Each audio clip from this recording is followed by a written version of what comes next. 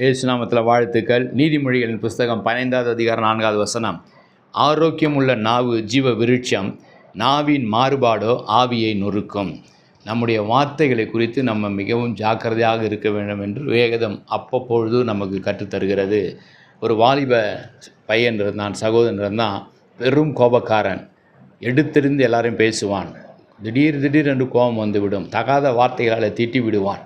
இதையெல்லாம் கவனித்து அவன் தகப்பனார் சொன்னார், உன் கோபத்தை அடக்க வேண்டும், அதை மாற்றிக்கொள் என்று சொன்னார். அவனால் என்னால் முடியவில்லையே தகப்பன், நான் என்ன செய்யட்டும்? கோபம் வரும்பொழுதெல்லாம் நான் ஒரு ஆலோசனை சொல்கிறேன் என்று சொல்லி சில ஆணிகளையும் ஒரு சுத்தியலையும் அவன் கரத்தில் கொடுத்தாராம். கொடுத்து என்ன செய்கிறது இது என்று சொல்லும்போது, நீ கோபம் அதிகமாக வந்து யார் மேலே திட்டணும்னு நினைக்கும் பொழுது நீ ஓடி போய் ஒரு ஆணியை எடுத்து அதை நம்ம வீட்டுக்கு முன்பாக இருக்கிற அந்த மரத்தில் அதை சுத்தியில் வைத்து அடி.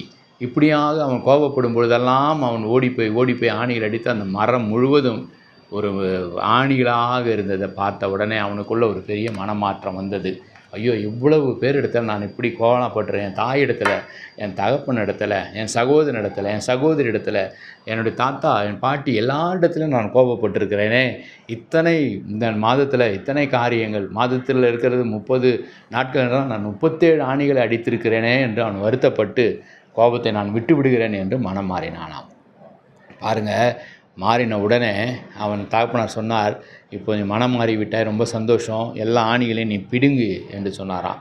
எல்லா ஆணிகளையும் அவன் பிடுங்கினானாம். பிடுங்கின உடனே சொன்னார், பார், ஆணிகளை பிடுங்கி விட்டாய், ஆனால் நீ ஆணிகளால் ஏற்படுத்தின வடுக்கள் அப்படியே இருக்கிறது பார் அந்த மரத்தில் என்று காட்டினாராம். அது என்ன வார்த்தை சொல்கிறார்? நீ கோபத்தினால் சொன்ன வார்த்தைகள் பட்டய குத்துக்கள் போல. ஆரோக்கியமுள்ள நாவு அது ஆசீர்வாதத்தை தரும், ஆனால் அந்த நாவு மாறுபாடு ஆவியை நொறுக்கும். ஒவ்வொரு காயம், 37 காயம், நீ படுத்தின காயங்கள், அதை வடு மாறுவதற்கு நீண்ட நாளாக ஆகும், அந்த மடு மறைவதற்கு நீண்ட நாள் ஆகும். ஆகவே ஜாக்கிரதையாயிரு. இனி ஒருபோதும் ஆரோக்கியமுள்ள வார்த்தைகளை பேசு, ஆரோக்கியமுள்ள நாவாய் உன் நாவு இருக்கட்டும், நல்ல வார்த்தைகளை பேசு என்று சொல்லி அவனை ஆசீர்வதித்தார். அந்த வாலிபன் அப்படியாக மனம் திருந்தினான். இன்றைக்கு நாமும் ஒரு தீர்மானம் எடுப்போம். ஆண்டவரே, என்னுடைய நாவை நான் பிரதிஷ்டை பண்ணுகிறேன். ஆரோக்கியம் உள்ள நாவு ஜீவ விருட்சம். என் நாவில் மாறுபாடு வேண்டாம், என் நாவில் பொய் வேண்டாம், என் நாவில் கோபம் வேண்டாம், என் நாவில் தூஷண வார்த்தைகள் வேண்டாம், என் நாவில் கசப்பான வார்த்தைகள் வேண்டாம். நான் மாவியை நொறுக்குகிற வார்த்தைகள் என் வாயில் இருக்க வேண்டாம் ஆண்டவரே.